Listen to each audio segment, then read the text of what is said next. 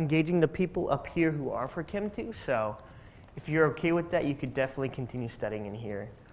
Guys, make sure to be ready because when I'm going through this review, I'm not just gonna be telling you guys what this stuff is.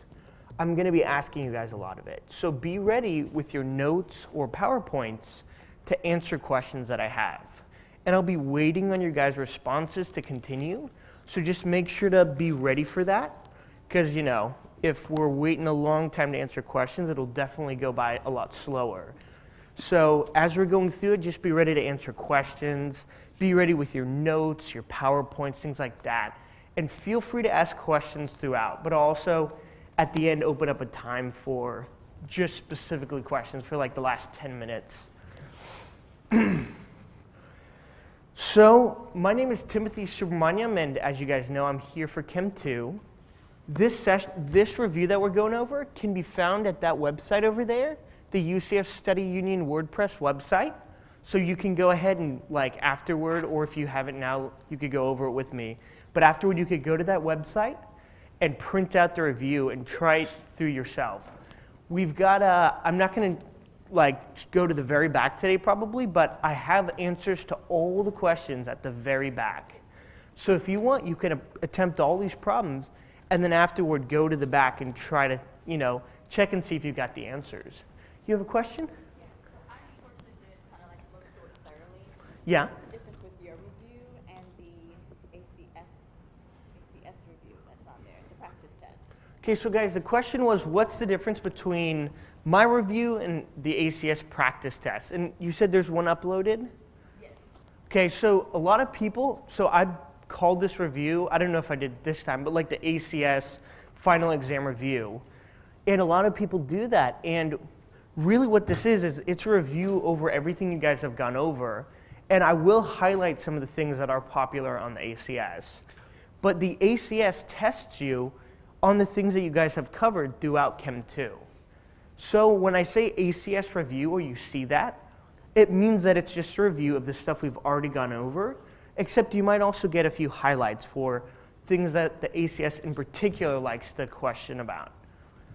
Also, guys, this review is live streamed. So I know a few people here, quite a few I think, ended up choosing that option, like live stream, just because finals, if you can cut down on travel time to campus, I'm sure that's preferred. Some people wanted to sleep a little extra. So I'm sure we've got quite a few people tuning in online, and welcome to all of you who are. But also, after the review's over, you can go back and the video will be up, at least like within an hour or so. So if you didn't catch everything during this session, you can always go back and watch the video online, and it'll all be there. Also, if you can't make some other like Chem 2 sessions that happened yesterday or that are happening in the next few days, they will also be online. So you guys won't have to miss out on anything.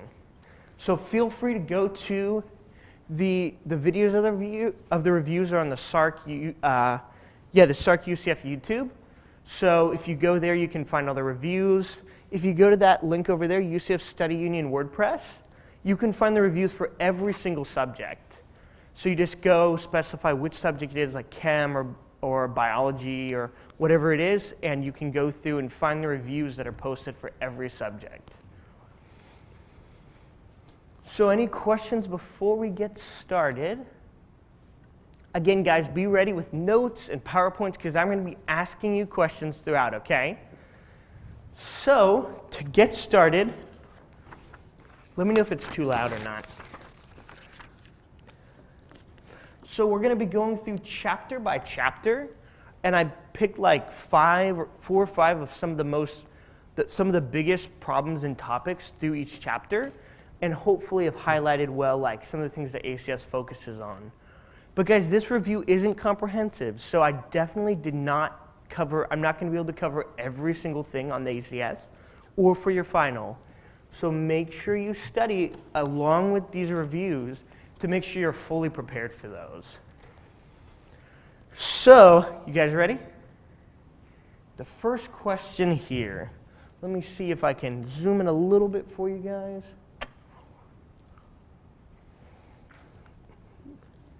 There we go. Okay, the first question is choose the substance with the highest boiling point. When we see things like boiling point, vapor pressure, surface tension, viscosity, what is that based on? How do we determine the answer? Okay, I heard intermolecular forces. That is exactly right. If I'm asking for the highest boiling point, is that dealing with something with a strong intermolecular force or a weak one? Strong, yeah. Strong, because high boiling point means it's really hard to put enough energy in to actually separate the molecules to let them turn into gas. So that means they have a strong interaction with each other, which means that we're looking for which kind of molecule? The one with the highest intermolecular forces or the lowest? The highest. You guys can speak up, okay? So, can you guys help me out here?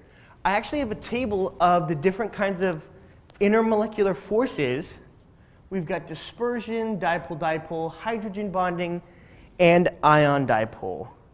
I will say, guys, that most likely the highest one is going to be hydrogen bonding, or anything with H bonds. So make sure if you're looking for the highest, probably jump straight to looking for anything that would have an OH bond or a hydrogen bond. What kinds of things do form hydrogen bonding? What kind of molecules? What are we looking for to tell us that? Yeah? Oxygen, fluorine, and nitrogen. Okay, so hydrogen bonded with either fluorine, hydrogen bonded with nitrogen, or hydrogen bonded with oxygen. Those three combinations will give us hydrogen bonding. Do you guys see anything in this list that has hydrogen bonding? I heard C, that's right. You've got that OH bond there, which means hydrogen bonding, which means that that thing there is going to have really strong intermolecular forces. What's the only intermolecular force stronger than hydrogen bonding?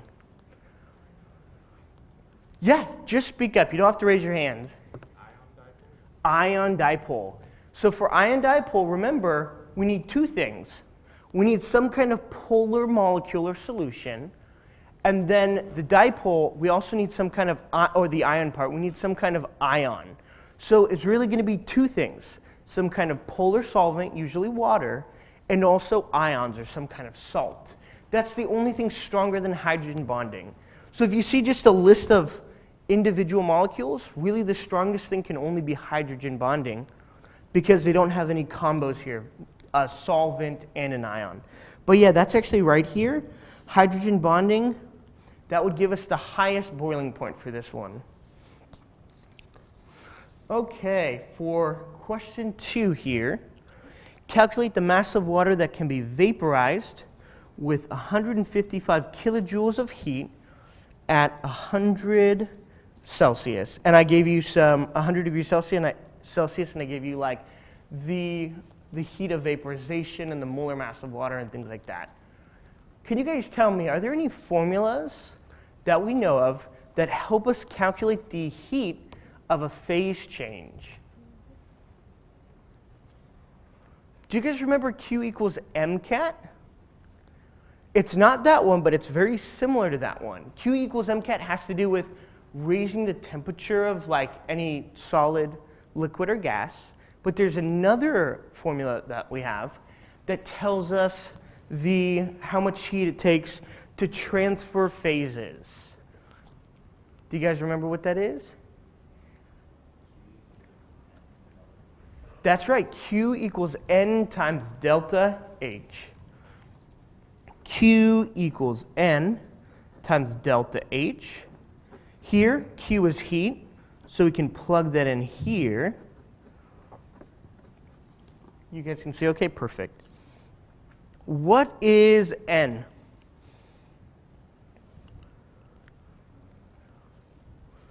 What is N? What does N stand for? I mean, moles, okay. So here we're trying to find the mass. And N is the only thing that actually deals with mass, moles. So really, for this problem, we'll be solving for N. So N times, what's the delta H?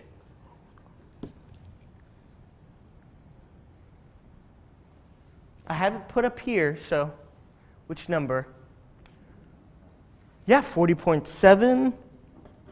40.7 kilojoules per mole. And here this is, okay, so be very careful, guys. Make sure that kilojoules match for like both things. And here they do. So I'm going to go ahead, solve for n over 40.7. And when I do that, I get 3.81 moles. Is that our answer? No, what are we looking for? Mass. So when I multiply by the molar mass, 3.81 times 18.02 grams per mole. What was that? Oh, sorry about that. You guys see that okay? Thank you for letting me know. And that answer is right here. So I'm going to pick it up a little bit so that we have time to like go through all the problems. But just know, guys, that you can go back and look over the review and stuff like that. So for number 3, what is a substance at 30 Celsius and 1 atmosphere? For this one, we trace along the temperature axis here, which is 30s right there, and then 1 atmosphere right here. And if I go and connect this, can you guys tell me, what is this diagram called? It's a phase diagram, perfect. And what is the phase here? W, okay, what is it? Solid, perfect, S. Okay, when I heat it up more, what does it become? A liquid, perfect. And what does it become when I continue heating it? Yeah, a gas. You guys, could you speak up a little bit? Because I can't quite hear. So a gas. So what phase is it in here for this problem? Liquid, perfect. Right there. Now for this one, what does line segment AD represent? So if I look here, AD is right here. What's happening going across AD? What phase change is happening? From solid to what? From solid to what?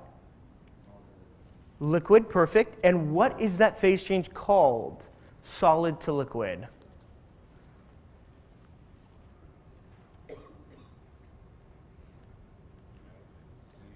Melting, that's right. But melting isn't up here. What is it, though? It's fusion, yeah. Fusion is another way of saying melting. Okay, so that's called our fusion curve.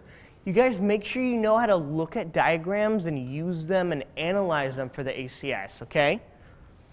And here is a phase diagram for water. Make sure you know the different curves and major things like triple point, critical point, things like that. Okay. For this problem here, I'm thinking I'm going to skip this one. I don't know how heavily the ACS is going to like hit on this one, at least not such a large problem, but this is like the heat curves one. Make sure you can at least do individual phase changes, like what we did, Q equals N times delta H, and also use Q equals MCAT. I don't know how extensive the problems are going to be, like combining all of them, but this is a longer problem. Feel free, guys, to try it. All the answers are on the back, but I'm going to skip this one for now to save time. If you want, though, I do go over this problem in last year's review, so if you go back, then you can go back on the videos. You can find me going over this review, and any problems I missed here today, I'll probably be covering last year. So, okay. So which of the following substances will most likely dissolve in CBr4? Okay, what are any like major concepts or things that pop out when I talk about dissolving? Yeah, like dissolves, like don't raise your hand, just call out if you have. Do you have a question though, Anthony? Got it. Yeah, guys, call out if you've got the answer. And make sure you call out loud. Okay, like dissolves like, perfect. So that means polar substances are dissolved in other polar things, and nonpolar things dissolve in other nonpolar things. Is the answer D? The answer is D. Because here, when we look at CBr4, if I draw it out,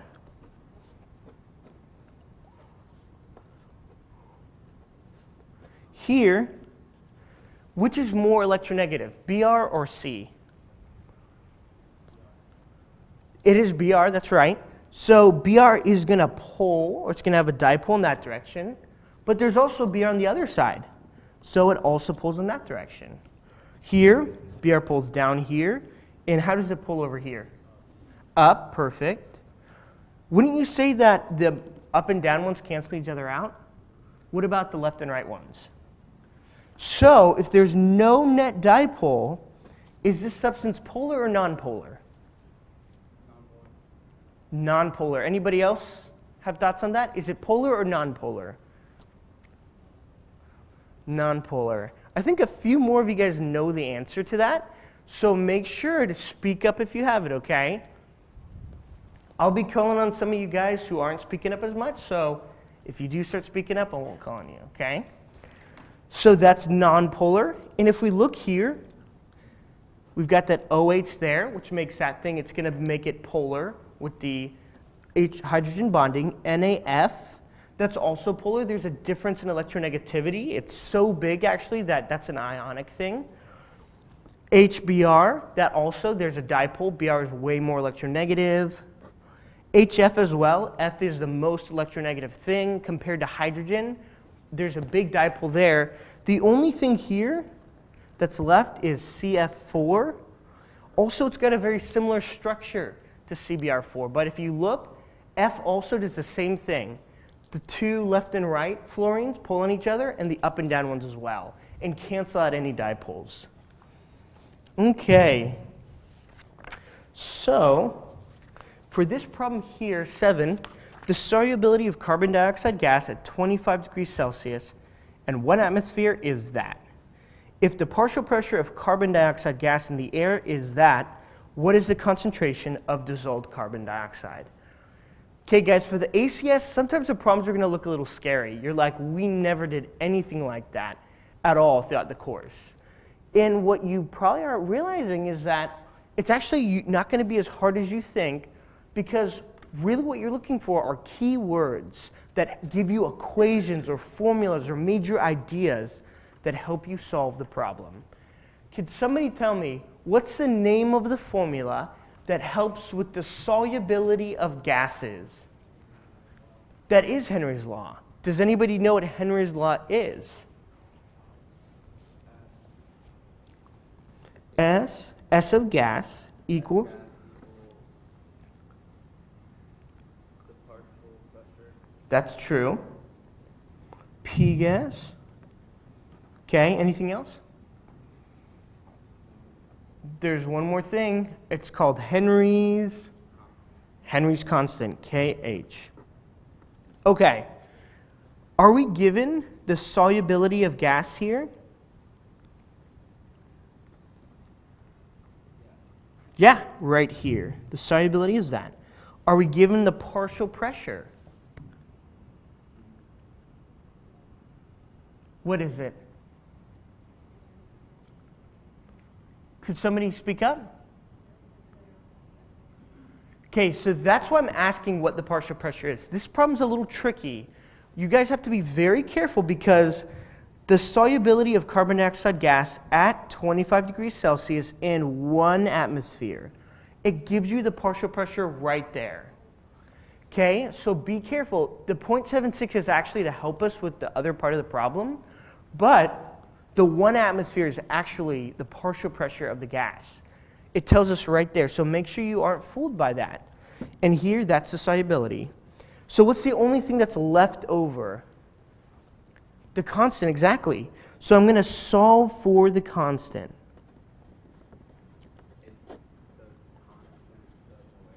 It is actually, or at least it's going to help us find it.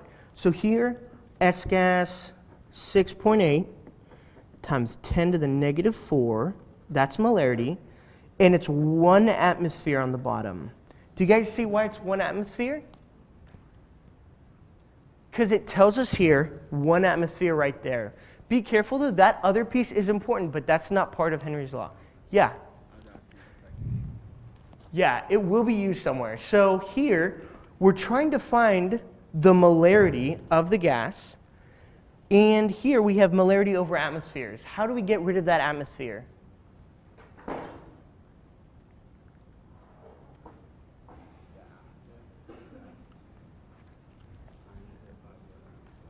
Multiply it by? Yeah, well, we could multiply it here just by the 0.76 right there. So it tells us that the partial pressure of carbon dioxide gas in the air is that. And so if we actually use that number there, it can cancel out here the atmospheres on the bottom. So if I do that, here I get 5.2 times 10 to the negative 4 molarity, which is right here. Do you guys see that okay? Any questions about that one? That one's a little trickier for sure. Make sure you guys can apply formulas, but also sometimes there are little twists to the problem. Like that one there isn't a standard problem that you guys are used to, but you do have all the information you need and all the skills you need to solve that. By combining different laws or equations you know, and also by multiplying or doing like stoichiometry on certain things to help us get the answer. Okay, for this one here, I'm going to skip this one as well because it's a little longer, and I don't know how heavily this is going to be emphasized, but it deals with concentration. Make sure to try this one on your own, and there's like a little side piece to this problem that makes it a little bit more tricky. But here, make sure you go over calculating molarity, molality, some of the major things, okay? Some of the major concentrations, rather. And here's a table of some of the really important concentrations that you guys are going to need to know. Okay, here. For this problem, a 1.26 molar aqueous solution of compound Y had a boiling point of that. Which one of the following could be compound Y? The boiling point elevation constant for water is 0.51 Celsius over molar. Can you guys tell me what's the formula that we're going to need for this one? There are a few like big hints for this one. What's the formula we're going to be using? I saw some people mouthing it. If you think you know it, let me know.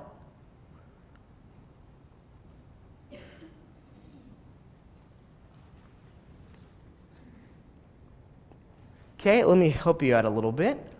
Do you guys remember delta TB equals M times K? Is there anything else with that one?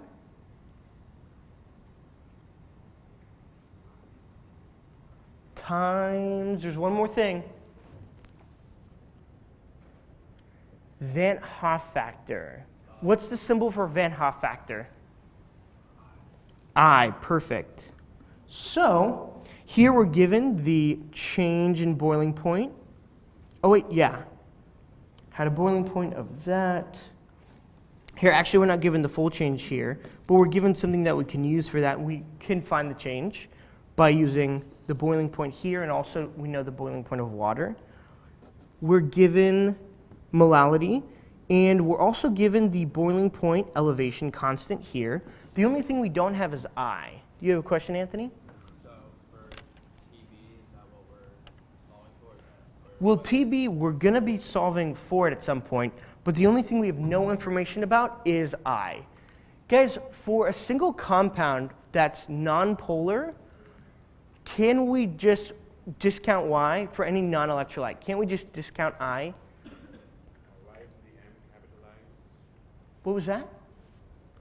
Oh, the M, why is it not capitalized? Well, capitalized M means what? Molarity. It means molarity. Which one are we using for this one? Molality. Be very careful with that. This is molality. Okay. Here, I'm going to be solving for I because that's the only thing I don't have. Here, the change in boiling point on top, and M times KB on the bottom. Okay, so the change in boiling point is final minus initial. What is the final boiling point? What did they tell us? What is it?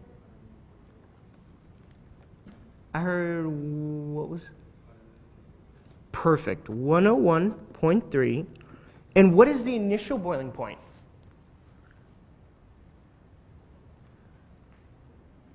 They don't give it to us, but they do say aqueous. What does aqueous mean? What was that? Well, dissolved in what kind of liquid? Water. What's the initial boiling point of water?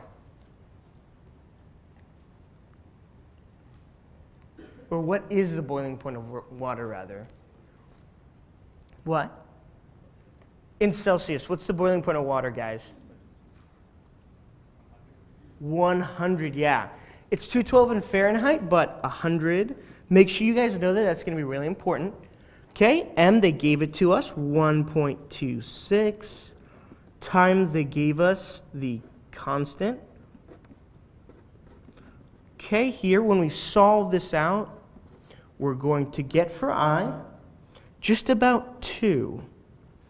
So you guys are probably going to have a question about Van Hoff factors on the ACS. Make sure you know how to do the Van Hoff factor, and also make sure you know, like, given a Van Hoff factor, how to find what compound it's talking about. So for this problem, what compound has a Van Hoff factor of 2? If I put all these compounds in water, which one will break up into 2 pieces? I heard E, D, perfect, NaCl. It will break up into Na and Cl. That's exactly right. Here, this one has to do with osmotic pressure. Can you guys tell me, what is the formula for osmotic pressure? Louder? It starts with? Yeah, perfect. M, R, T. And there's also an I in there as well. But yeah, make sure you guys know how to use osmotic pressure as well. Here are some of the major formulas you need to know. I don't think you guys are given any of these formulas on your ACS, so make sure you know these. You guys have had already a lot of practice with them, and there's some easy ways to remember them, okay? But make sure you know them. For this one here, kinetics gave some of us a hard time. It was definitely a trickier chapter, but let me work with some of you guys here. For the reaction given, the NOBR changes from 1 molar to 0.868 molar in the first 10 seconds. Calculate the average rate in the first 10 seconds.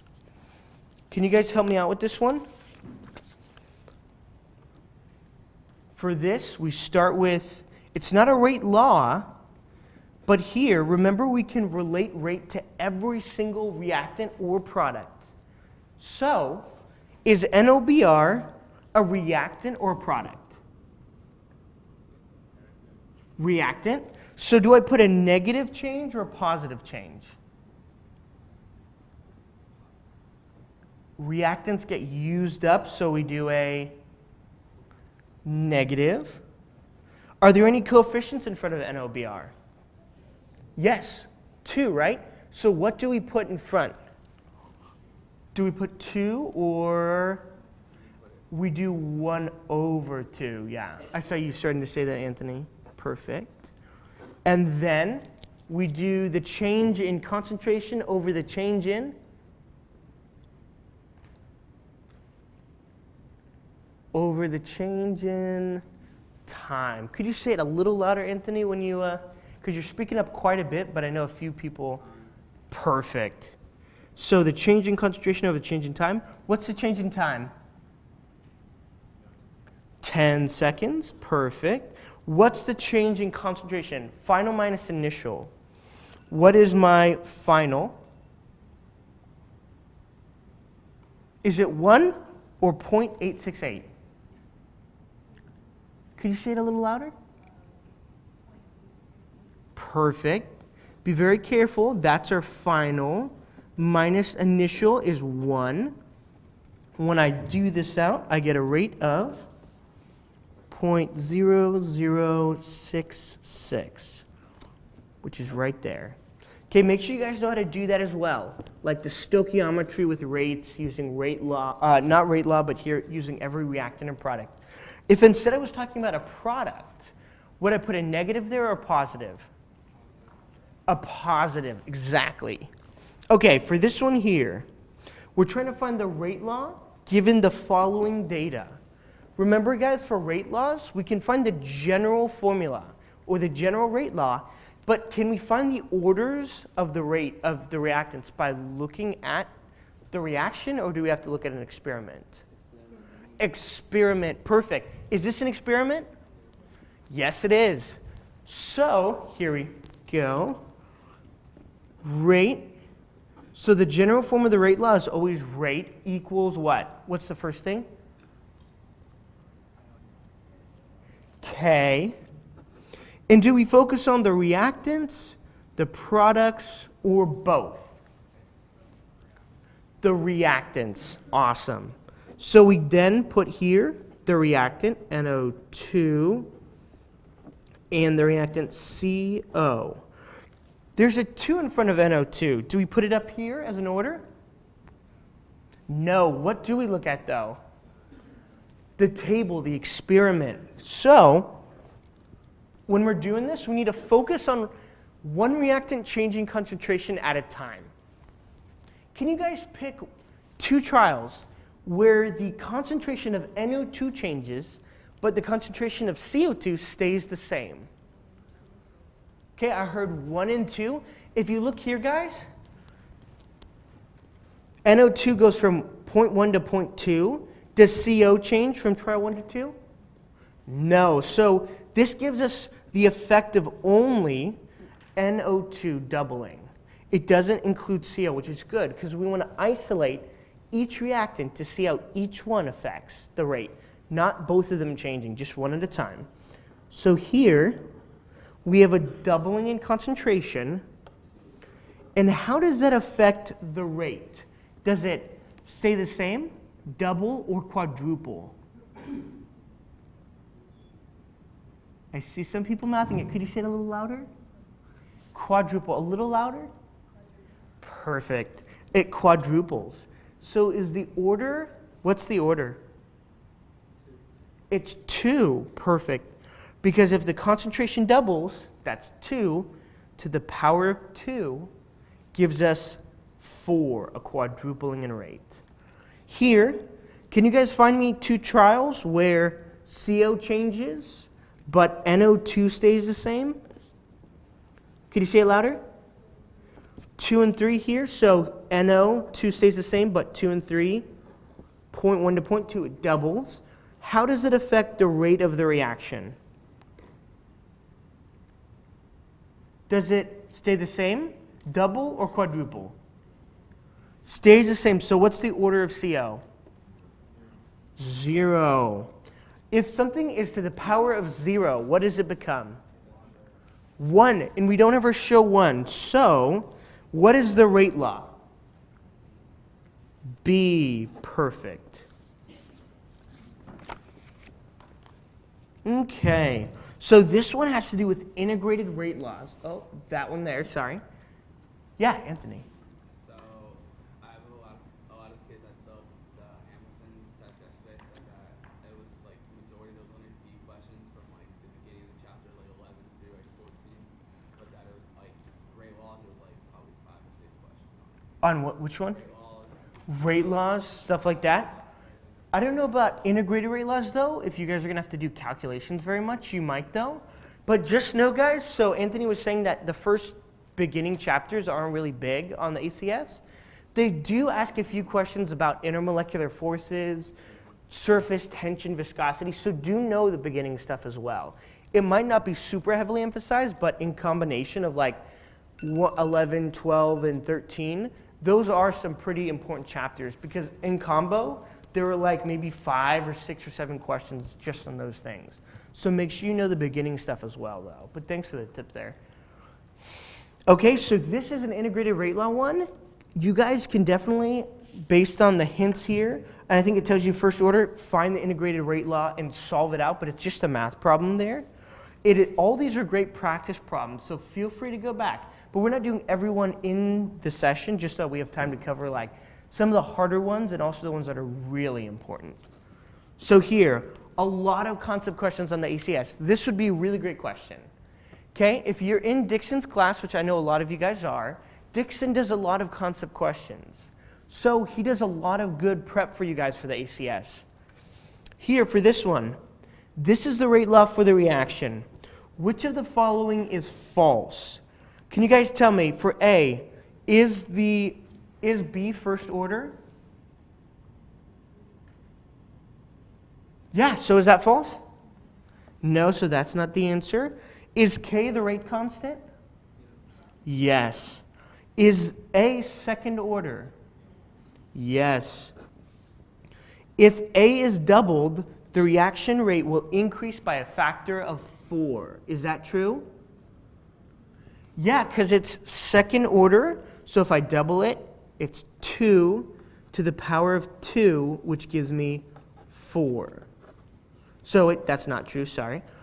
The reaction is second order overall. Isn't that true? Look here, though. 2, don't we just add up the reactant orders? What's the difference here? Why is it not 2? What's the reaction order of B? 1.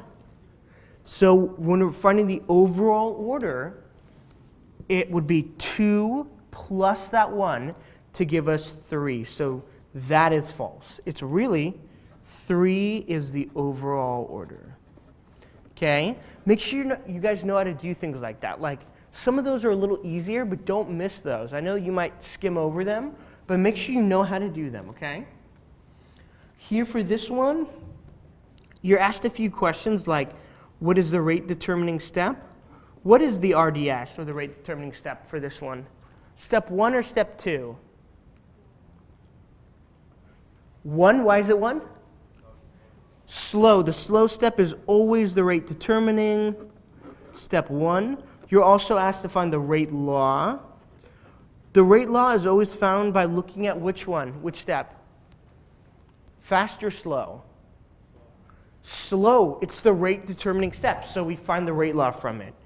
Remember, we focus on reactants. So can you tell me the reactants of the slow step?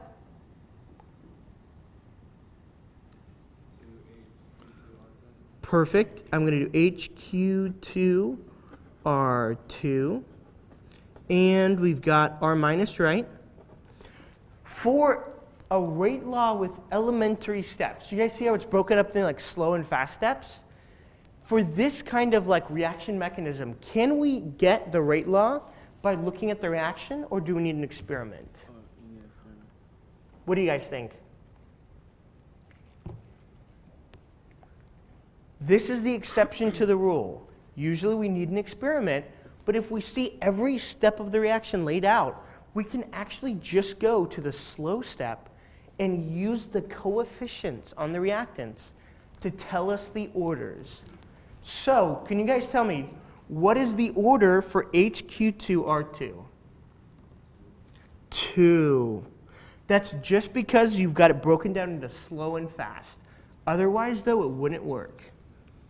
Here, what about R2? What's the order? Or R minus, sorry. What's the overall order? 2, perfect. And here, what's the catalyst? Remember, a catalyst is made in one reaction. Oh, I'm sorry. It's used as a reactant, and one reaction, and then remade at the very end of the mechanism, so it doesn't get used up. Which thing is used as a reactant in one step, and then remade in a later step? Yeah, R minus. So that's our catalyst. R minus, and our intermediate. What is that?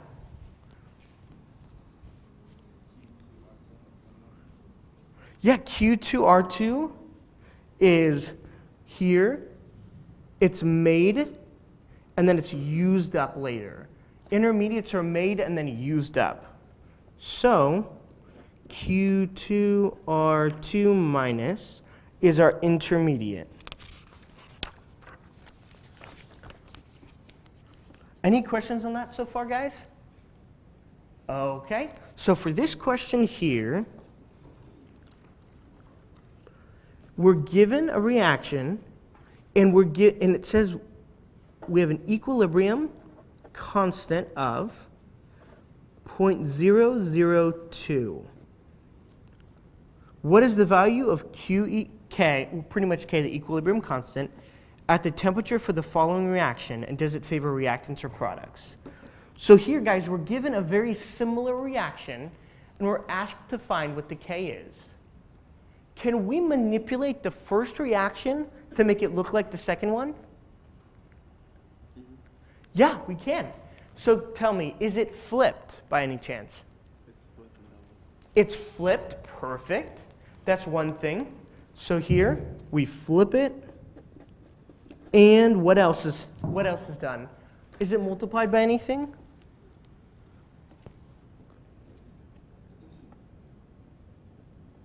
Two, yeah. Could you speak up a little bit louder there, Shanice?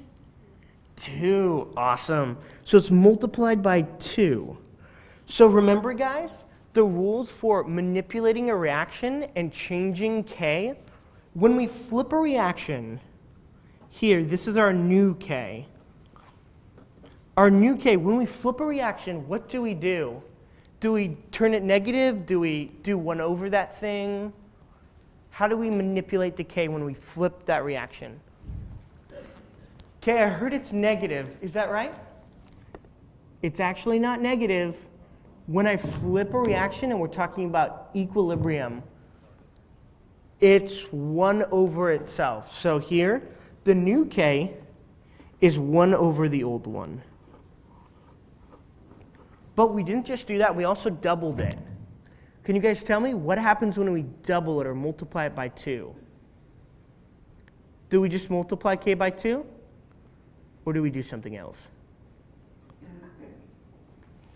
Anybody remember?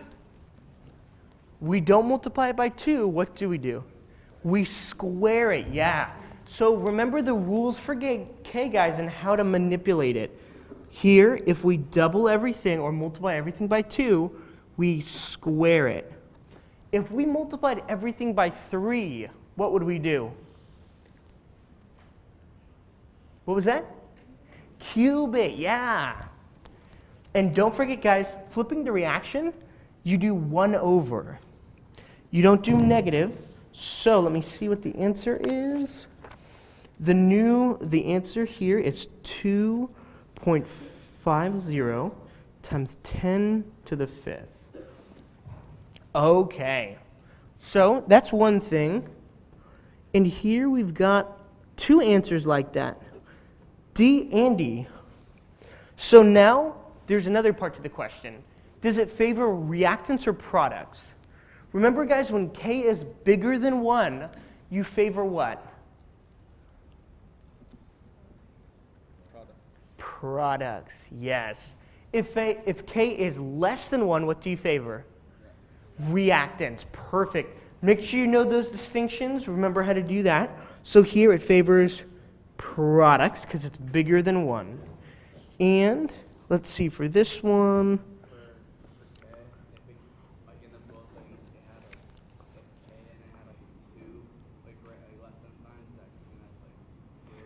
Oh yeah. So Anthony was asking about what if you saw something like way less than 1. Yeah, that just means really less than 1. Usually, though, it has to be significantly less than 1 to favor either way. But if you're on the exam and it's greater than 1, that means it favors products. If you're talking about an exam and it's less than 1, if your K is less than 1, that means it's favoring reactants. So make sure you know that. Even though it usually says significantly less, anytime it's less, it would be favoring it in some, even if it's a little bit, it would be favored. Guys, this is an ice table problem. I'm going to move forward with this, but make sure you get practice with ice tables, stuff like that, because those are going to be really important, because as you probably remember, everything from chapter 15 through like 17 was dealing with ice tables. Titrations, even buffers were related to them. Ice tables and equilibrium. Make sure you know what equilibrium is, how to do an ice table, when to use an ice table, things like that, okay? Do you guys know, do we use an ice table for weak acids and bases or strong acids and bases? Weak, yeah. So that's one thing. What about if I'm talking about an acidic or basic salt? Are those automatically weak or automatically strong? Weak. So when we're trying to find the ice table for an acidic or basic salt, then we would be always treating it as a weak acid or base. So we use what? Ice table, yeah.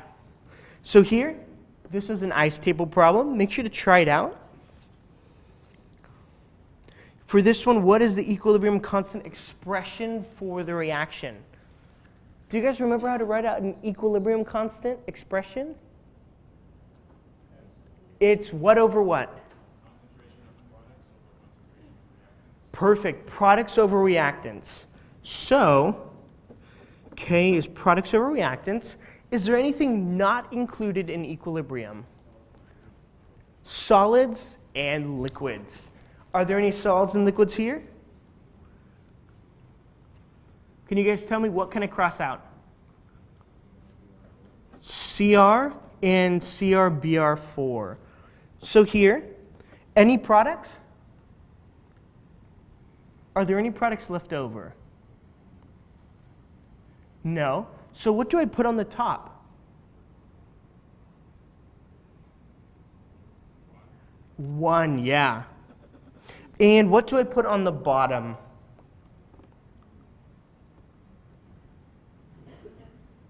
What was that?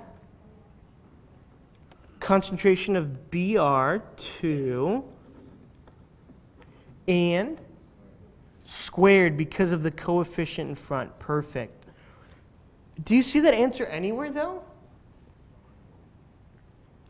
Be very careful, guys, and make sure you look very carefully, because it could be a little tricky to like identify the answer, even if you know you got it.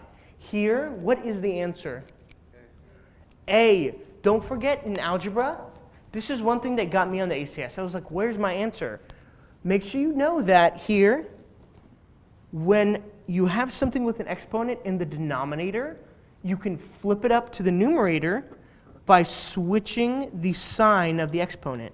So here, and that also works the other way. You could also flip it downward by switching the sign. But here, -2. That would give me the answer as A. Any questions about that one? Okay. Here, this is dealing with Le Chatelier's principle. Again, any concepts or any kind of problems that apply to concepts are really high priority. Also, there are math problems, but I think mostly concepts are going to be emphasized. So for this one here, this has to do with equilibrium and Le Chatelier's principle. Okay, so, and I'm sorry here, I accidentally forgot to do the double arrows. But just know, guys, it says that this reaction is at equilibrium, both of these. So even though I wrote the arrows wrong, just make sure you know that those should be forward and backward arrows. Sorry about that. Here, though, the reaction below has the delta H, or an H of -238. Which of the following statements is false? First of all, guys, when I give you some kind of delta H or any kind of H, delta H and H are the same. Here, when it's negative, is that an exothermic or endothermic reaction? Exothermic, yeah. So when I'm doing these problems, I can put energy as either a product or reactant. If it's exothermic, do I put it as a product or do I put it as a reactant? Product. It's a product, yeah. So here, I'm going to add E to the end of the product. And here, help me out with this one here. So which of the following statements is false? Adding CH4 will shift equilibrium to the right. If I add a reactant, will it shift equilibrium to the right? It will, yeah. If I increase the reactants, it's going to shift to the right towards the products. Okay, to balance everything out, so that's not false.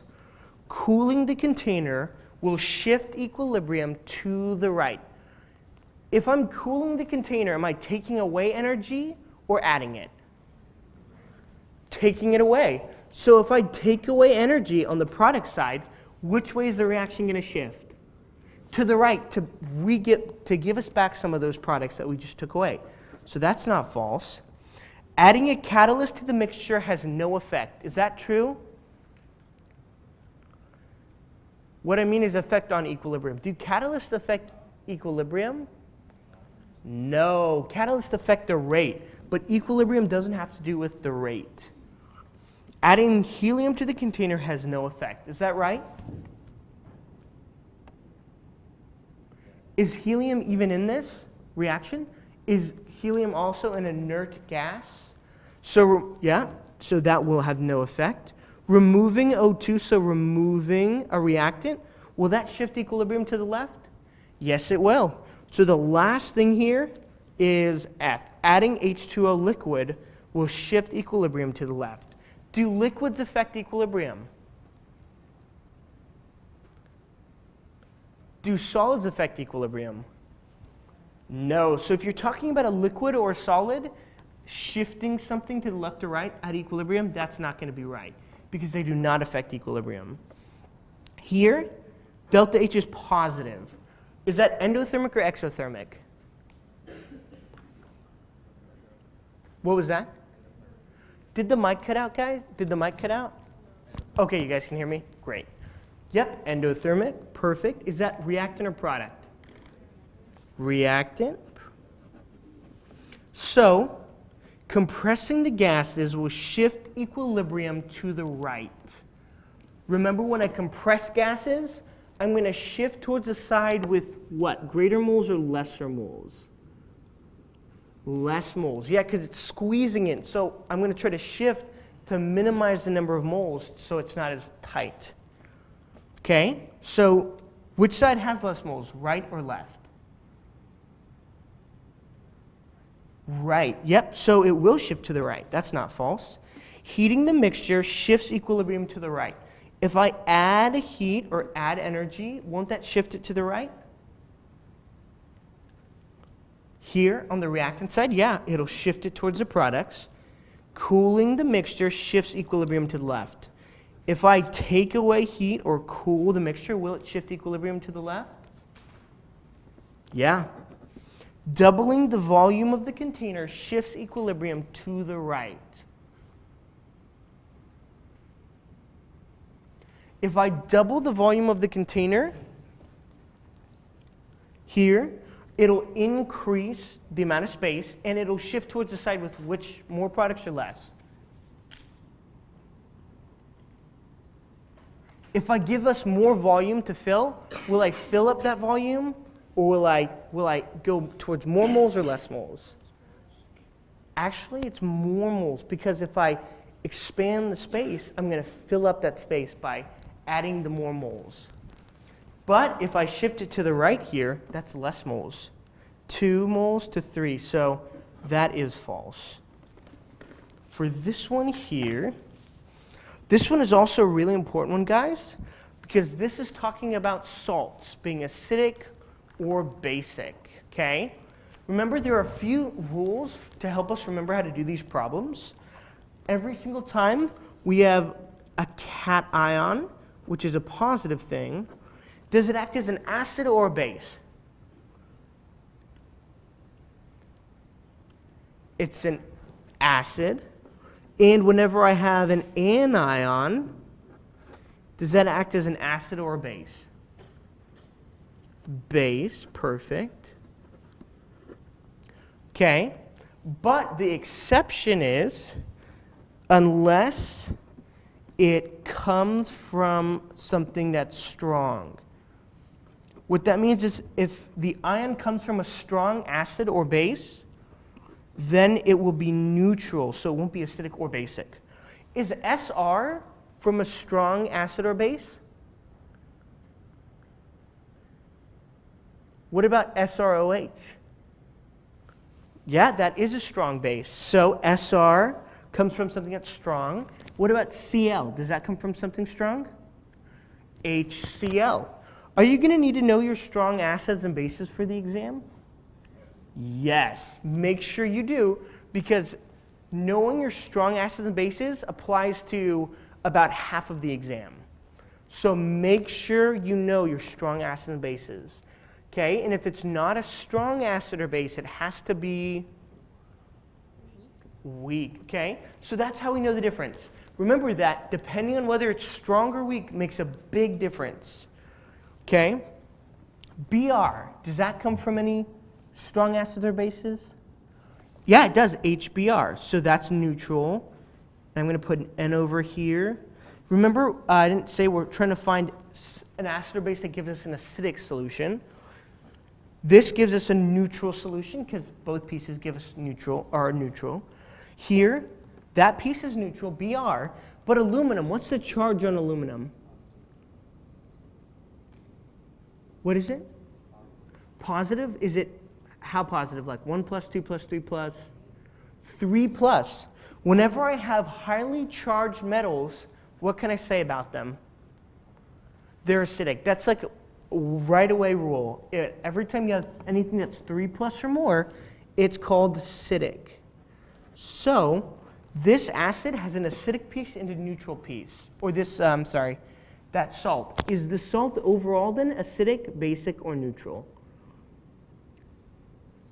Yes, because if we've got a neutral piece and an acidic piece, the acidic piece is the only one that makes a difference.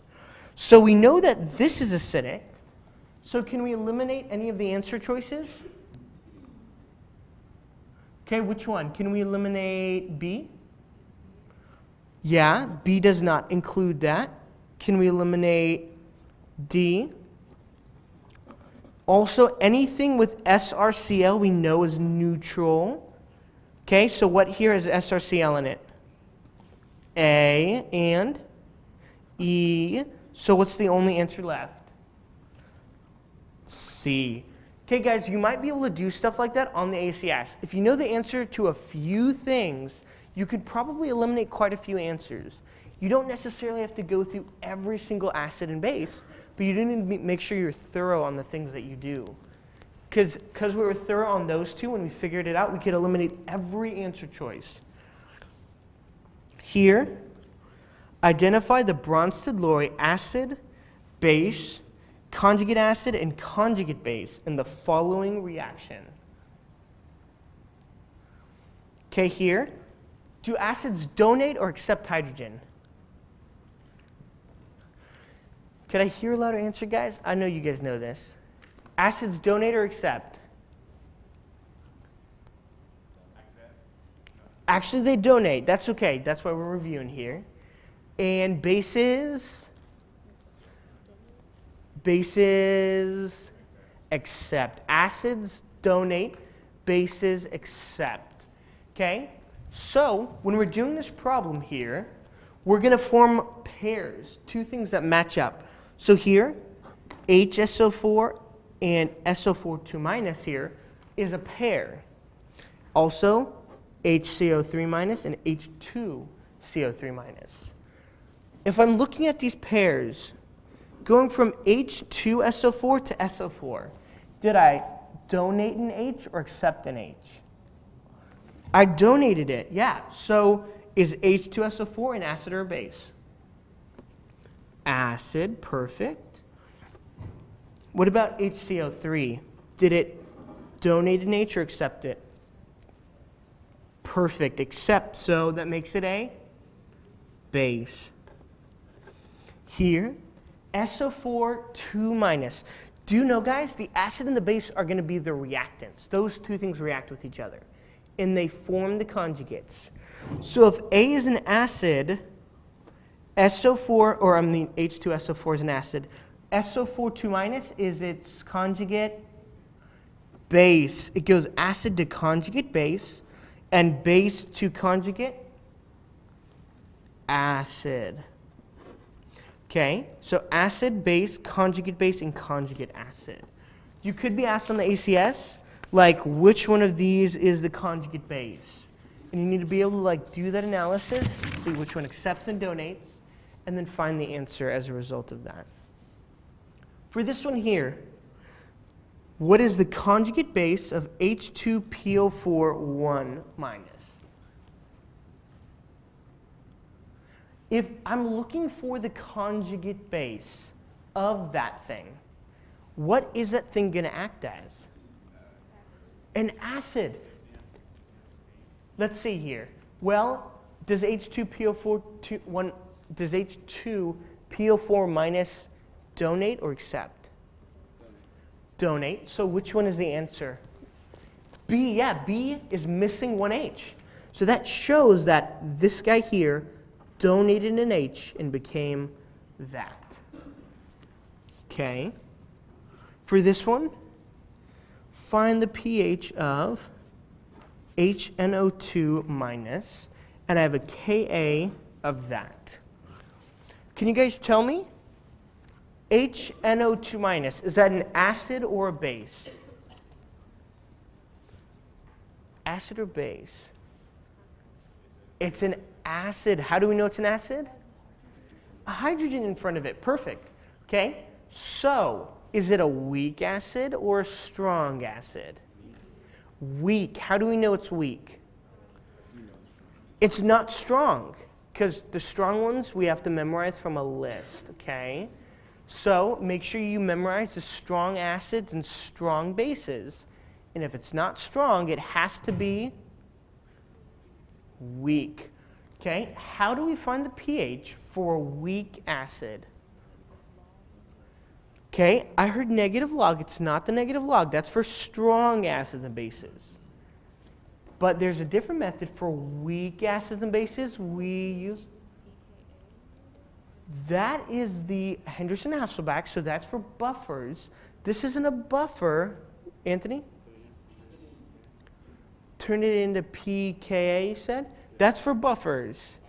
Okay, but anytime we have a weak acid or base, we use an ice table. Yeah. Okay, I wanted to emphasize this problem here, guys, because when we have a weak acid or base and we're trying to find the ice table for it, you have to write the reaction to figure it out. So how do we write the reaction for an acid or a weak acid or a weak base? Add what?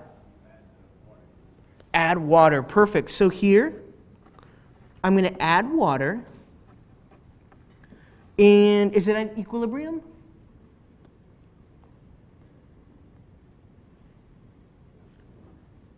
Well, if I'm using an ice table, doesn't it have to be at equilibrium?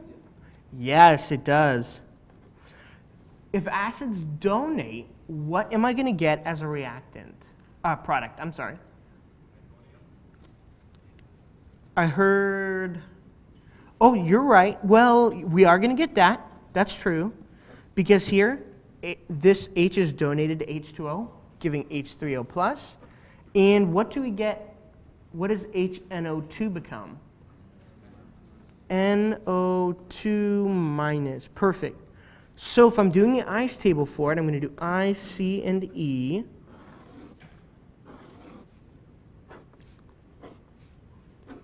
Here, is water included in equilibrium? No, it's a liquid. Okay, do I have, what's the initial concentration of HNO2? Perfect, 0.2. Here, are we given any concentrations of H3O plus? Nope, we don't have any. What about NO2 minus? Nope. What is the C for this one? What's the change? It's a reactant, so is it negative or positive? It's actually negative for reactants. And what for products? Positive. And remember, we put X, but we look at the coefficient to tell us how many. So how many X's for this one? 1. How many X's for H3O plus? 1. And what about for NO2? 1. Then we just add the things together. So 0.2 minus x, 0 plus x, and 0 plus x. Remember, for our Ka, it's products over reactants. So here, products are NO2 minus and H3O plus. And here, reactants, HNO2. When I plug everything in, I have X for NO2 minus times X for H3O plus over 0.2 minus X. Remember, guys, I can cancel out that X. On your ACS, guys, you can always cancel out X, okay? You will never have to use the quadratic formula on the ACS, okay? So I'm going to cancel all that out.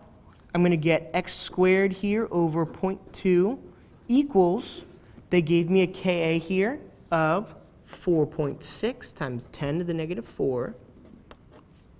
And when I solve for X here, I get X is equal to, let me see what I get.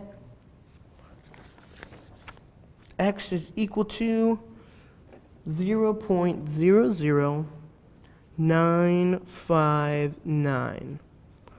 Okay, is that our answer? No, we're looking for pH. X is our concentration of H2O plus. How do we find the pH? The what? Yes, the negative log of that. And if I find the negative log of this, I get 2.02 for the answer. Guys, here, remember we're seeing strong acids and bases? These are the standard strong acids and bases, okay? So make sure you know these. These are really important. Okay. What was that? Oh, the answer? It was here 2.02.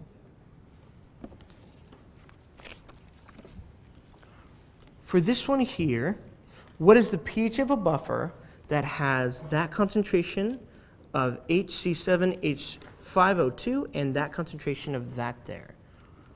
It says a buffer, right? Do we have any formulas for a buffer? pH equals pKa plus of the base over acid. Base over acid. Okay, so we're looking for the pH. Are we given a pKa?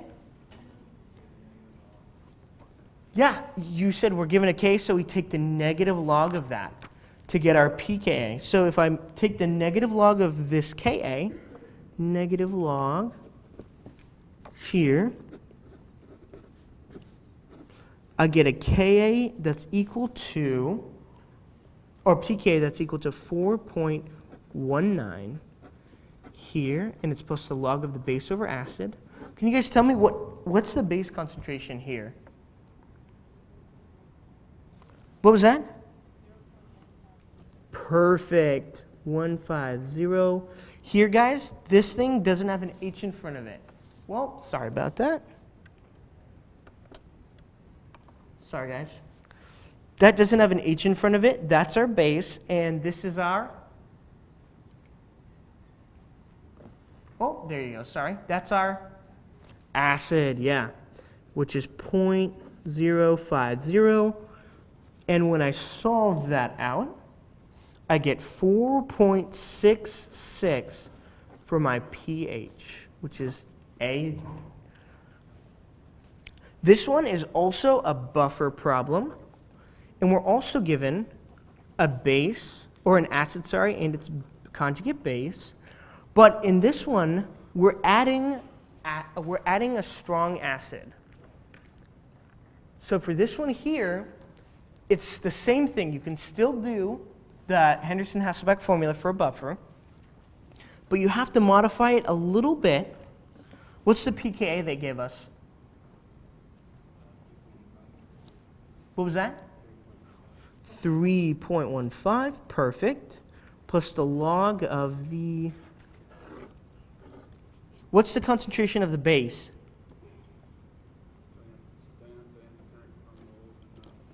That's a good question. From moles to molarity. For Henderson-Hasselbalch, actually, you don't have to use molarity. You can just use moles.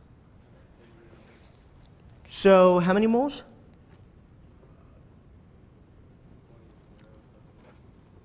Perfect. And what about acid? How many moles?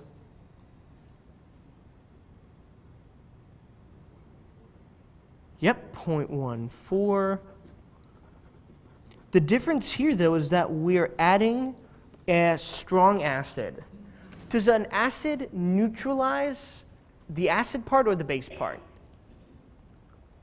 What part does it react with? If I'm adding an acid, is it going to react with the acid part or the base part? The base part. So wouldn't you say that I'm taking away from the base moles if I'm reacting with them? So what I'm going to do is I'm going to subtract from the base that many moles. But when I react the base, acid and base, don't I make more here? I'm going to react with that, and I'm going to make more acid. So I'm going to add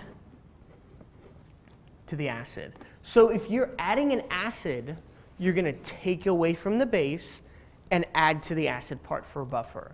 Okay, so when you're using Henderson-Hasselbalch, that's like a trick to get the, to kind of solve it out a little faster.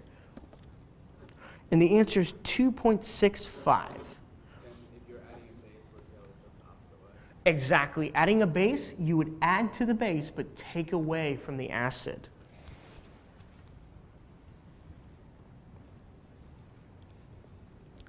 For this one here, which of the solutions below has the greatest buffering capacity? What affects buffering capacity? Does concentration have to play a part? So higher concentrations is one thing. High concentration. And you also, what was that? In the closest, the closest together. So similar concentrations as well. You want about the same amount of acid and base concentrations. Similar acid and base. Okay, those are some really important concepts, guys. Make sure you know these for the ACS, okay? So if I'm looking here, B has really high concentrations, but also the concentrations are pretty similar. So that makes this the most effective buffer. Any questions about that one? Okay, for 28 here, calculate the pH of the solution that results in results in me combining these two things here. What kind of problem is this? I'm reacting an acid into base. Yeah, it's a strong acid and strong base titration. Okay? I don't know if you're going to be focusing too much on actually calculating titrations, but you will have to analyze titration curves. They said that they were on there? Okay. This problem is a little long, so if we have time, we'll get back to it, and we might have time because we're a little ahead of schedule here. But for now, I'm going to not go over it just so I can cover a few more really important concepts. Here, one of them is, okay, here's molar solubility. I'm going to also skip over this one. Remember though that solubility, when a solid is soluble in something, does that mean it stays as a solid or breaks up? It breaks up, yeah. So when I'm doing this problem, I just show CaF2 breaking up from CaF2 into Ca and 2Fs, and then I can just do an ice table problem for that. And when I'm calculating the molar solubility, you know guys how we do in the change row for ice tables, we do like X and X? Instead, for solubility, we usually do what? Well, we don't do X. Instead, we usually put what symbol? It's okay if you don't know, because some professors don't do it. Usually it's an S, but you can use X still. And when you're calculating for molar solubility, that X is your answer. So you're solving for X. Okay, so for this one, we're also going to skip over this one, because it's like a longer calculation one. And we're going to go to some of these here. So for this problem here, calculate the entropy change of the surroundings at 25 degrees Celsius for the reaction below. Are there any formulas for entropy change that we know? Yes, what is it? Delta S, which is entropy change, equals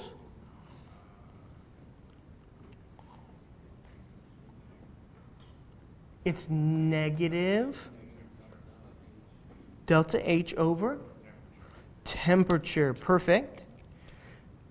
Here, my delta H, what is delta H in this one? Negative 2044, yeah. So the negatives are going to cancel each other out, so it's just 244. And temperature, 25. So can I put 25 down here? Convert to kelvins. Perfect. So when I do that, 298 Kelvin. Here, when I solve that out, it's 6.86. And yeah, and it's, I have it in joules here. Oh, wait, no, do I have it in kilojoules? Yeah, kilojoules. I'm sorry, everything's good. Kilojoules over K, and that's our answer. Perfect. Guys, see, the answer is C. Now, I'm doing the calculations for you guys here, but on the ACS, you guys are allowed to bring a calculator, right? Yeah. On the ACS, that would be something you'd have to calculate. So, but it's a pretty easy, like, plug in, but you just need to know the formula. So go through, even go through this review, because I pretty much highlight all the major formulas. There could be a few I missed, though. So go through and make sure you know the formulas.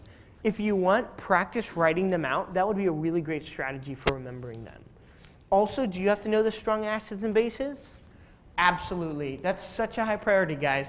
A lot of people go in thinking they can go through the ACS without knowing those, and they might not do so well. So make sure you know those, okay? For this one here, it's just another calculation problem. We're looking for delta G and determining if the reaction is spontaneous. Are there any formulas for delta G when we're given delta H and delta S? What is it? Delta H plus T delta S. Awesome. Is it plus, though? It's minus. Okay, and do notice this, guys. Kilojoules and joules over Kelvin, those are going to clash. Make sure you have both of them in the same unit. Usually there is going to be a difference, though. So I'm going to convert, because we're asking for the answer in joules here. If you look, it's joules all around. So I'm going to convert this to joules, which is multiplying it by 1,000. So it becomes 95,700. Okay, and that's now joules. So when I'm calculating this, I'm going to plug in delta H, which is now 95,700 minus, can I use my T as 25? No, I have to convert it to Kelvin, and if I do that, it is 298 times here 1442.2, and when I solve that out, I get actually, 5.33 times 10 to the power of 4 joules. Now, can you guys tell me, this is really important here, is this a non-spontaneous reaction or a spontaneous reaction? Non-spontaneous because it's greater than 0. Yeah, if it's positive, that means non-spontaneous. If it's negative, that means spontaneous. Okay? So, what's the answer to this one?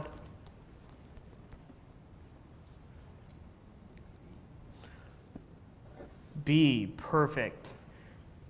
For delta H, when you're turning it into joules, you want to put it over to make it about joules over Kelvin. Yeah, I did joules for both because I looked at the answer choices. I meant like when you're going in, because delta S is joules over Kelvin. Delta S, yeah. If you guys see delta S as joules over Kelvin, but delta H was joules. Just divide the delta H by Kelvin and make it joules over Kelvin. If you divide delta H by Kelvin, To put them both in the like. I don't think you could do that. Usually, though, you can just convert either to joules or kilojoules. Yeah, I think it would probably be a better idea just to go with the standard approach, unless your teacher taught you like a different method. Yeah, yeah. So for 32 here, determine the free energy change in the following reaction. Yeah. That's a great question. Why is it non-spontaneous? Because delta G is positive. If delta G is negative, is the reaction spontaneous or non? It's spontaneous if it's negative.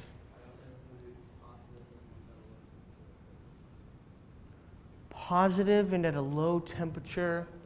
If delta H and delta S are both positive, and delta G is positive, they can still be spontaneous at a low temperature. Well, that's true, but never when delta G is positive. So you're talking about some of those trends, like when delta H and delta S are both positive, the reaction could be spontaneous at high temperatures. When they're both negative, they could be spontaneous at low temperatures. But anytime we're talking about delta G, it doesn't matter if it's high or low temperature. Delta G always tells us whether it's spontaneous or not, by whether it's positive or negative. That was a great input, though. But do know that delta G is a definite factor. It doesn't say So maybe. I won't try to because like those been some on Dixon's site. Yeah. It'll give you like a negative H and a negative S, but then it'll have that like exception for the question because it'll be at a low temperature.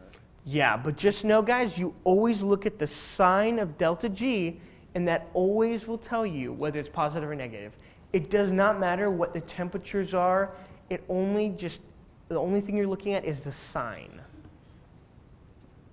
Okay, so here, for this one, determine the free energy change of the following reaction at 298 Kelvin. Here I've got a table with the different values for this one. For these problems, you can do this with free energy change. You can do these problems with entropy change and with enthalpy change, so delta H. But there's always the same standard way of doing this. Free energy is delta G. And to get it, you just do products minus reactants. So here, I've got 2 moles of this product. So I'm going to do 2 times here, H2O2. I'm looking at the table. That's my free energy for it. So 105.6. This is my product part, and it's going to be minus my reactant part. Here, if I look, O2 is 1 mole. And I look here, it's got a free energy of 0, so I multiply by 0 there.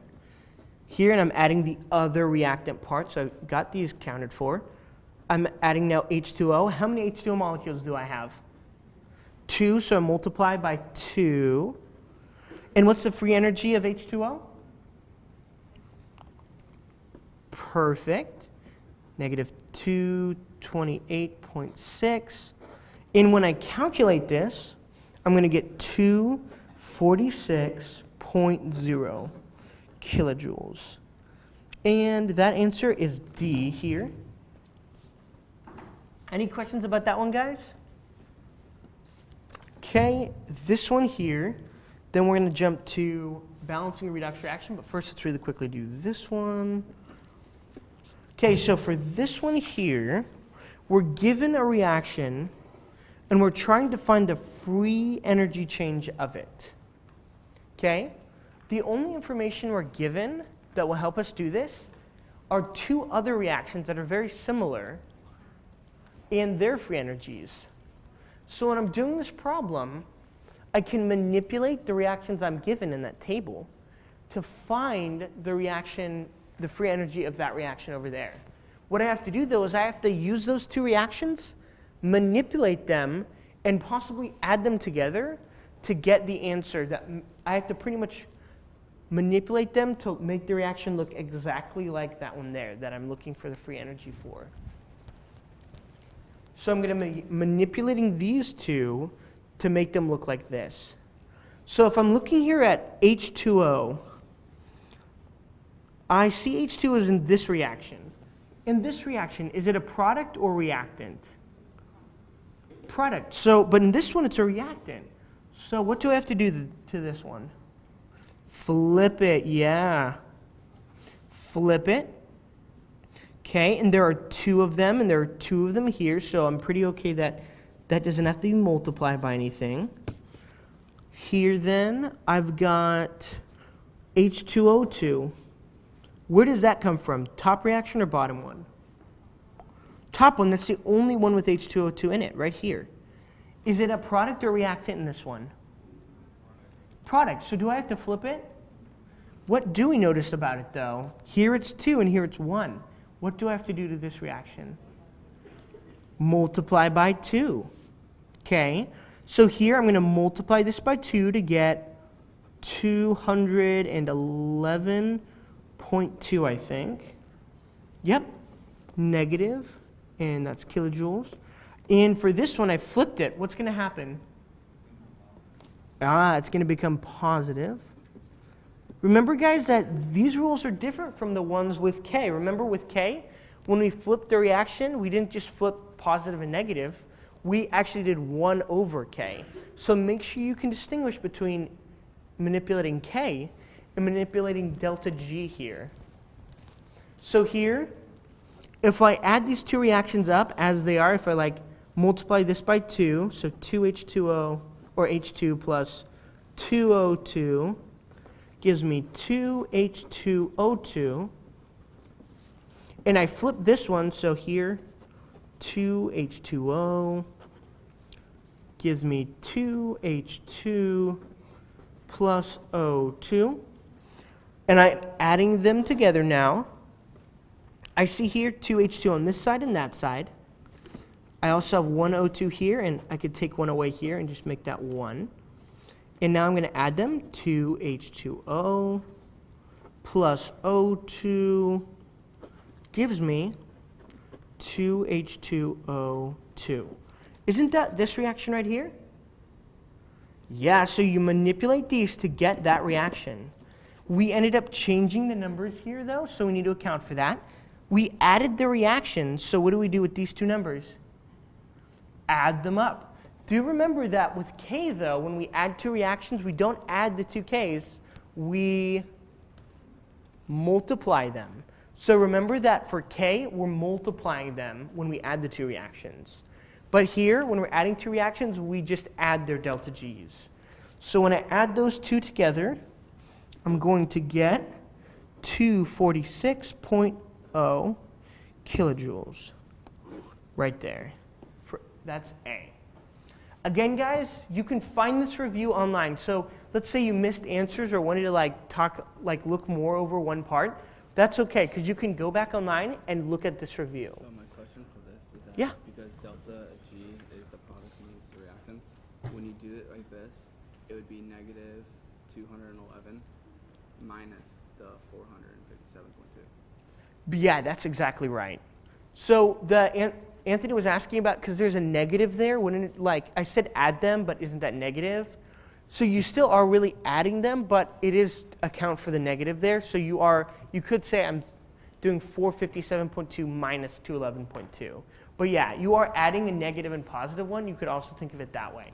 But either way. Even though because the 211.2 is negative by itself, and then because that's the 211 is the product, so it's negative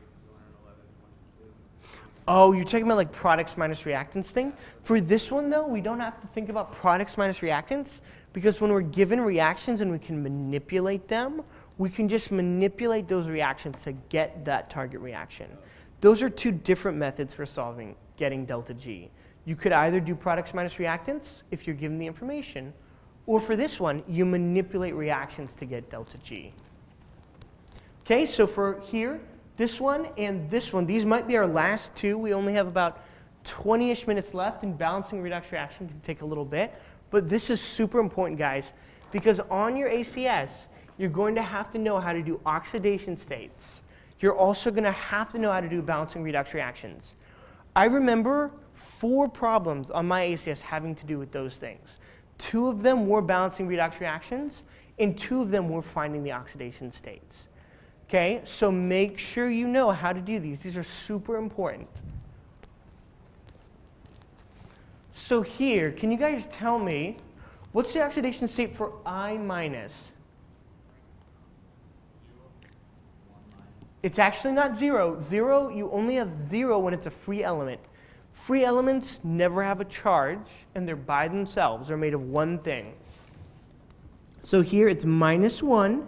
Whenever we've got an ion of any particular charge, the oxidation state is equal to its charge.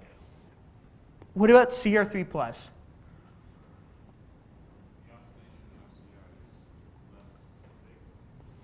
Well, Cr3+, remember, it's an ion by itself. Oh, you're talking about the other one? Oh, yeah, we'll go to that later, though. But Cr3+? Perfect. What about I2? 0, because it's all by itself, uncharged, and it's made of one type of element, I. Even though there are 2 of them, it's still made of one element. So it's called a free element. Here, for this one, anytime we have a compound, we always can break it up based on rule number 3 of the oxidation states.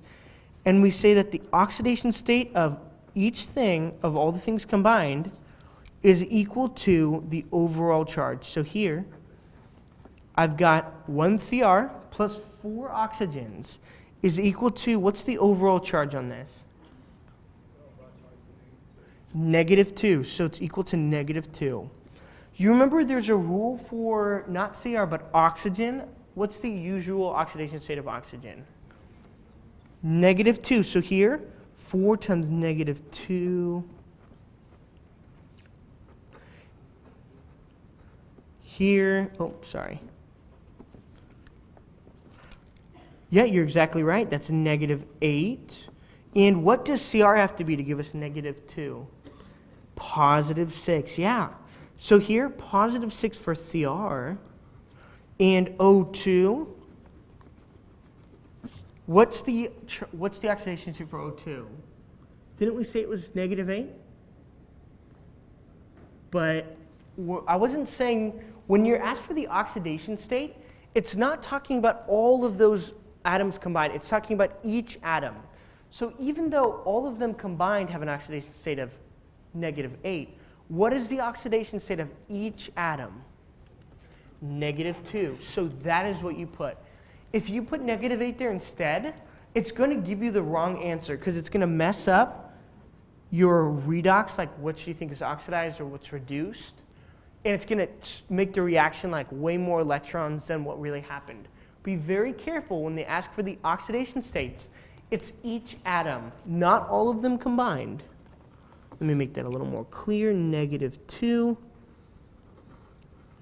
Okay, and I'm going to erase this here so we've got room for the redox reaction, or for the balancing it. Okay, so now it's -8 combined, but we say -2 because it's of each atom. So what thing is oxidized? Here we have got 2 pairs, I minus to I2. And we also have this here. Which is oxidation, or gaining oxidation state? I minus, yeah. So I minus is oxidized. And what about this? Cr +6 to +3. Is that losing oxidation or gaining it? It's losing, yeah, it's reduced. Perfect. So now when we're doing our reactions, an oxidation one and a reduction one, here, I'm going to erase this so we got a little more room. I'm going to write up each half reaction all by themselves. So I minus for oxidation to I2, and here, CrO4 2 minus 2 Cr3 plus.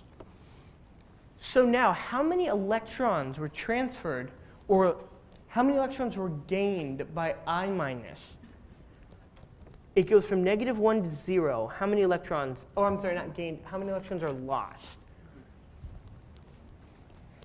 Could I hear somebody speak up a little louder? I heard a few possible answers. Yeah, 1. Here, I minus, -1 to 0. How many electrons are being lost? Yeah, 1 electron. And what about +6 to +3? How many electrons are being gained? 3. 3, okay. So here, oxidation is loss. Oil rig, remember, oil is oxidation is loss of electrons. For oxidation, are the electrons as products or reactants? They're products, yeah.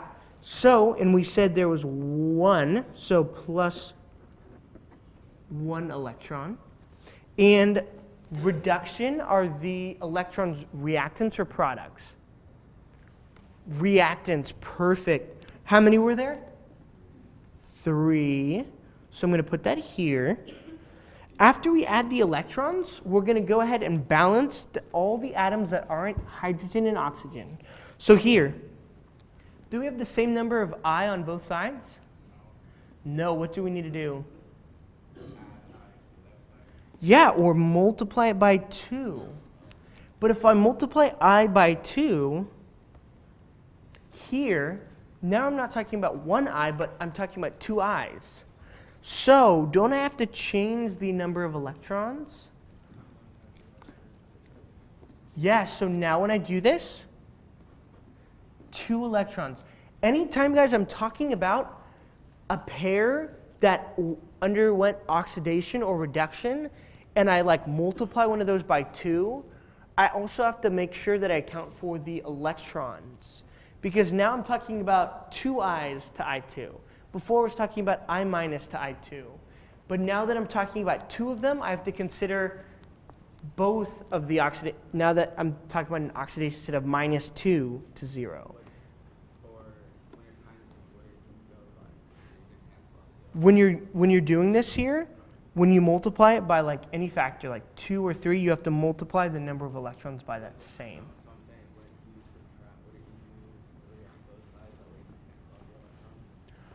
Actually, so we don't worry about canceling out the electrons until later, after we balance everything. But you are right, we will cancel out the 2 and the 3 electrons, but we're going to have to switch them up. You are right, though, but not yet. So now that everything's balanced up here, we look here, are the chromiums balanced? CRs? There are the same number of CRs on both sides. Here, though, oxygen, we've got 4 extra on this side. So what do we need to put on as the product to balance that out? Yes, we add a water molecule for every O we need to balance. But now that we balance the 4 O's with the 4 O's here, how many extra hydrogens do we have? 8 extra, so I'm going to add them to this side, plus 8 hydrogens. Okay, and that means that H's are balanced, O's are balanced, and other atoms are balanced. There's one thing that's not balanced yet, though.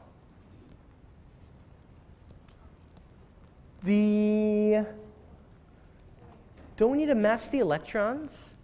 Yeah, so we need to make sure both of the electrons match before we add those 2 reactions together. So here,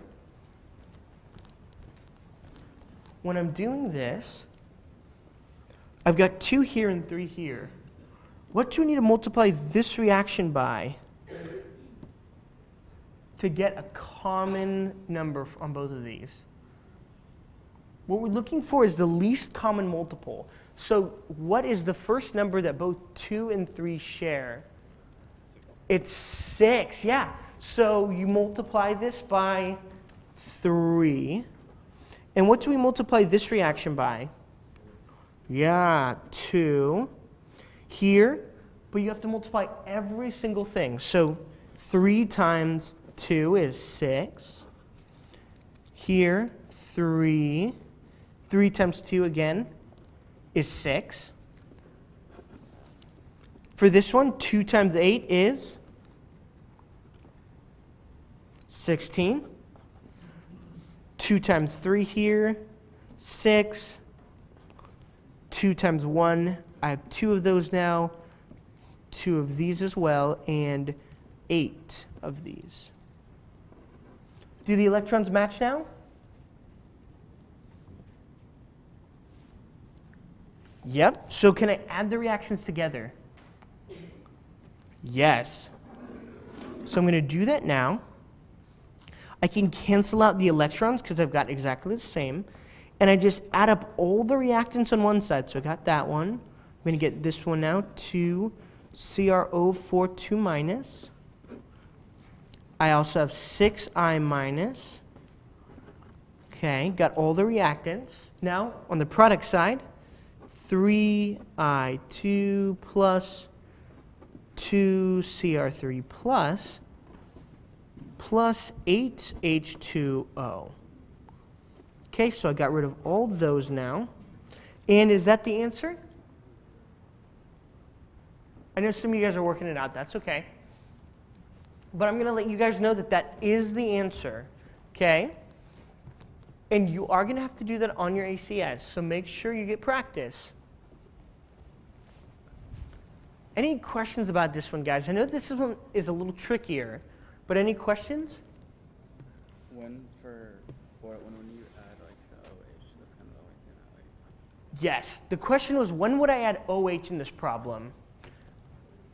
When I say in a basic solution, I said here, do you guys see at 34 in the first line? Balance the following equation in an acidic solution.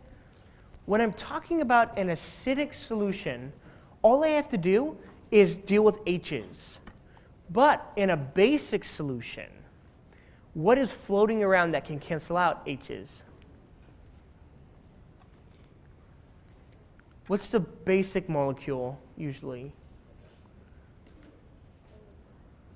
OH minus, yeah. OH minus, if I was told to balance this in a basic solution, the only difference in this problem would be, do you see the 16 hydrogens? At this point, instead of putting the 16 hydrogens, I would have to include 16 OHs as well to balance out those hydrogens.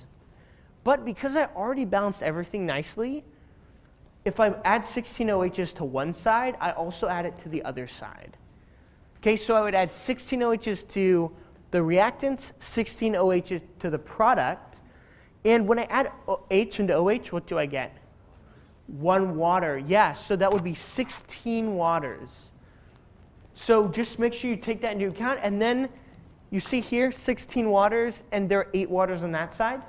You will have some of them cancel out. So pretty much, you add OHs on both sides, combine the OHs and H pluses, and cancel out extra waters. Yeah?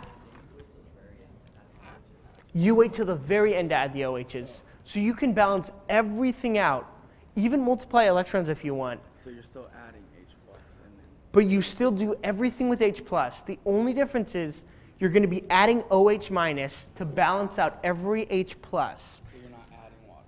So you're not adding water, exactly. You only add water to balance out O when you're trying to make sure everything matches up on both sides. So guys, the last problem we're going to do is this one here. I remember my professor told me that every ACS test had this on it, and it was the case at least when I took the ACS a few years ago. I know that they made it where it's just Chem 2 now, but there's a chance that they'll ask a lot of questions related to this problem. Okay, and it's really important because it combines three major concepts. It combines equilibrium. Remember we talked about favoring reactants or products. It combines delta G, which, remember, when is it spontaneous? Positive or negative? Negative. Negative, perfect. And it also combines something we haven't really talked about yet, which is E cell. Now E is just like delta G. When E is either positive or negative, it tells us when a reaction is spontaneous, just like delta G does. But for E, instead of being negative to show spontaneous, E is what? Positive. Positive, yeah. So when E is positive, that shows a spontaneous reaction. So I want you guys to try this one. Which of the following set of values are characteristic of a spontaneous reaction? What E are we looking for? Positive or negative? Positive. What G are we looking for? Positive or negative? Negative. And what K are we looking for? Big K to favor products or small k to favor reactants? Big K to favor products, exactly. So which combo gives me a positive E, negative G, and also K that's greater than 1? Let me see. Negative, yeah, it would be E. Do you see E? Delta G is less than 0 or negative, greater than 0 for E, which is positive, or greater than 1 for K. So that is the answer to that one. We actually have time for like one more problem. So unless really quickly, anybody have questions about this one? Okay, we're going to do one more problem. Then we're going to get into like, asking any questions you guys have about any like concepts or things like that. Okay? So I'm not going to do this one here, the calculation one. This one here is like a pretty straightforward calculation as well. Which one? For 36, would you just, because you have 2 and 5 with minus 10, would you just multiply the top by 5 and the bottom by 2? Oh, I see what you're saying. Cancel out. Okay, so guys, the question was like, here we've got 2 half reactions. You've got 2 electrons and 5 electrons. And when you like multiply the top by 5 and the bottom by 2, even though that is how you'd balance this redox reaction, for these problems, when you're finding the E cell of the problem, and you have the E of reduction and the E of, here they say 2 reductions, but really one is oxidation. Also, have you guys heard of the formula cathode minus anode? Yeah. That's what you guys use? Okay. At the cathode, are you getting reduced or oxidized?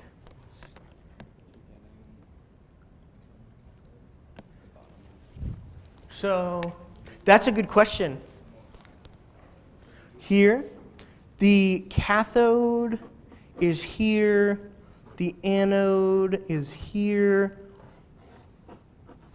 We get movement from the anode to the cathode. The anode gets what? Oxidized or reduced? Oxidized. That's why electrons flow from anode. They leave the anode to go to the cathode, which is reduced.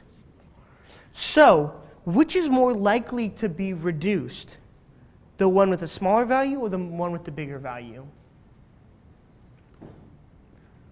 This is always tricky. That value tells us the likelihood that something will be reduced. So which one is more likely? 1.2 or 0.54? 1.2. So the lower one rather, is going to be reduced, which means that's which one? Cathode or anode? Anode? I think you meant cathode. I don't know if you, oh yeah, sorry about that. Perfect. And the upper one is oxidized and it's anode. And you guys do cathode minus anode. So it's 1.2 minus 0.54, which gives us 0.66 or A.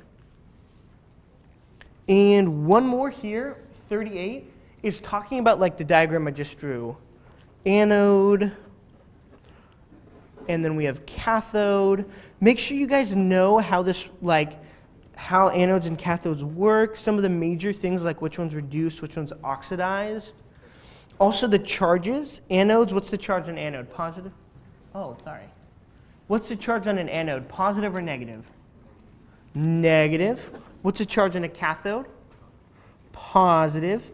Don't forget cathodes are reduced, anodes are oxidized. Okay. And electrons flow from which one to which one? Anode to cathode. I heard someone say that. Did you have a question? Yes, what does it mean when the anode loses weight in an electrolytic? Say that one more time. What does it mean when an anode loses weight in an electrolytic cell? Okay, so the question is, what does it mean when I say something loses weight? So for this one, all you guys really need to think about is when I'm talking about losing weight, which one is losing electrons? The Anode. Even though electrons aren't big, you can remember it that way. By the one that's losing electrons is losing weight. It's really though because it's getting oxidized. When metals get oxidized, they break up. So when I'm talking about the cathode or the anode, every time it gets oxidized, chunks of it fall off and it loses weight that way. But the reason it does is because electrons are leaving. So if you want to remember it that way, anode loses weight because it's losing electrons, that's fine. Cathode, does it lose weight or gain weight? It gains weight. It's gaining electrons, which allows it to collect other ions towards it, like make a reaction to add more metal around it. But really, you could think of it as losing electrons and gaining electrons. So if I'm looking at which one is false here, anode loses weight. That is true. Cathode is connected to the negative end. Do you guys see how cathode is positive? So it would be connected to the negative. That's right. Anions are attracted to the anode. Is that true? This is tricky. Even though the anode is negative, the anode actually does have anions or negative things attracted to it.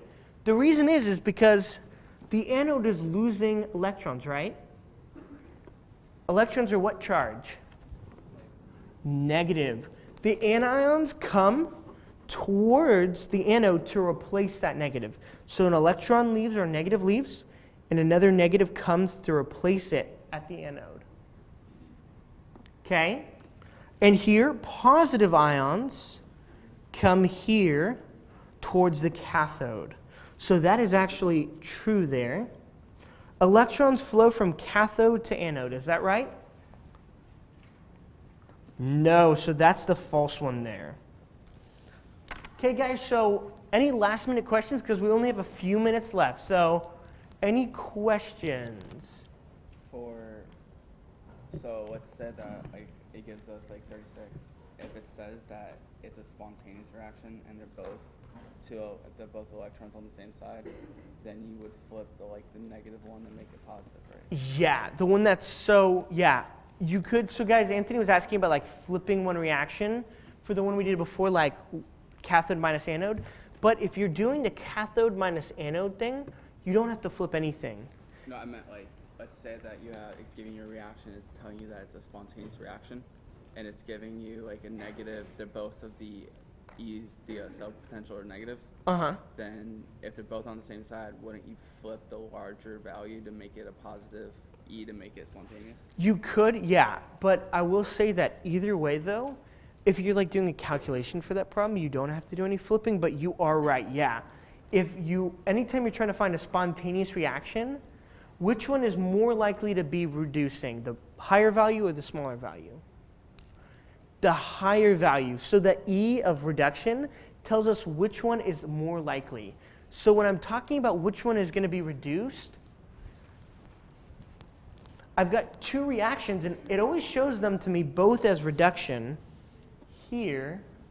Both are written as reduction. But if I'm trying to find out which one is oxidized, which one is more likely to be oxidized, the lower value or the higher one? The lower one. It's less likely to be oxidized. or less likely to be reduced, so it is oxidized. So the lower value gets oxidized, but this is written as a reduction. So to make it oxidized, we flip it around, and that gives us the oxidation one. So that's a great way of telling like which one is oxidized and reduced. If we do that and they do have different E's on both sides, would we multiply one to get them like? No, all you do is flip the value, so negative to So positive. it doesn't matter how many electrons are on. It does not matter, yeah. That's a great question, yeah. So, say you're given that problem, but the two reactions don't, like one of them doesn't line up with the overall reaction on the top. Like that's when you would need to flip it correct to get the sign correct. Exactly, yeah. But because when they're asking like which one will give us a spontaneous reaction, they're going to show either one reaction flipped. One of those is going to be flipped. The one that's going to be flipped is the one with the lower E value, because that means it's less likely to be reduced. So that means it's the one that's going to be oxidized. So we flip it around, because right now they're all written in their reduced form. So to show them in their oxidized form, we flip that reaction around with the lower value. And that will give us the answer. Any more questions? Okay, well, thank you guys so much. And it has been a pleasure working with you guys throughout the semester. If you've got any more questions, come up to the front, please, just so that everybody else can kind of like pack their stuff up, okay? But I'm going to go ahead and turn off the mic here. Yeah.